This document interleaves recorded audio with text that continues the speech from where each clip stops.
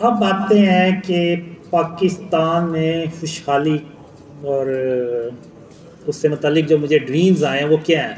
اب کچھ ڈریمز ہیں، ایک دو ڈریمز ہیں، اس میں میں ایون عمران خان سے بھی یہ کہتا ہوں کہ اگر میرے خواب آپ کے بارے میں سچے ہوئے ہیں تو میرے وہ خواب جو پاکستان کی خوشحالی اور اسلام کی سربلندی سے متعلق آئے ہیں وہ بھی سچے ہوں گے۔ میں آپ کو کچھ ڈریم شیئر کرتا ہوں کہ وہ ڈریمز کیا ہیں۔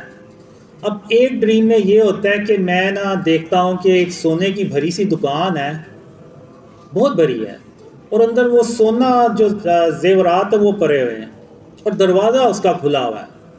تو میں اس کو دیکھ کے حیران ہوتا ہوں، میں کہتا ہوں یہ پاکستان ہے اور یہ سونے کی دکان یہاں پہ کھلی ہوئی ہے، باہر گارڈ بھی نہیں بیٹھا ہوا اور یہ دروازہ بھی اس کا کھلا ہوا ہے، یہ چکر کیا ہے؟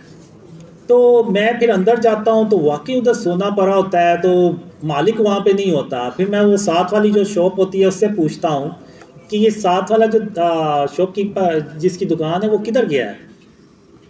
تو وہ کہتا ہے کہ یہ اپنے کسی کام سے گھر میں گیا ہے، تو اور دکان اس کو وہ ایسے ہی کھلی چھوڑ گیا۔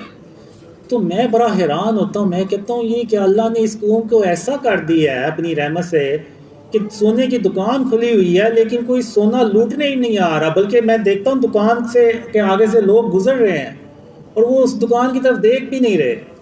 تو میں نے کہا یہ یعنی کیسے اللہ کی رحمتیں اور برکتیں اس ملک میں اتنی آ گئی ہیں۔ اور ایک دوسرے ڈریم میں دیکھتا ہوں کہ ہزاروں بھی نہیں، لاکھوں بھی نہیں، بلکہ کروڑوں روپیہ میں دیکھتا ہوں کہ سڑک کے ایک طرف پڑا ہوتا ہے اور لوگ گزر رہے ہوتے ہیں اور کوئی ان پیسوں کی طرف دیکھتا بھی نہیں ہے، نہ ان کو اٹھاتا ہے۔ ایون میں یہ دیکھتا ہوں کہ جو باہر ویسٹرن میڈیا ہے وہ اس کو رپورٹ کرتا ہے کہ پاکستان کی سڑکوں پہ کروڑوں روپیہ پڑا ہوا ہے لیکن اس کو اٹھانے والا کوئی نہیں ہے۔ تو یعنی وہ چیز بھی دیکھ کے میں حیران ہوتا ہوں کہ یہ اللہ نے اس قوم کو آخر ایسا کیا کر دیا ہے کہ کروڑوں روپیہ اس سڑکوں پہ پڑا ہوا ہے لیکن اس کو اٹھانے والا کوئی نہیں ہے۔ تو یہ سب اللہ کی رحمتیں اور برکتوں سے یہ ممکن ہوگا۔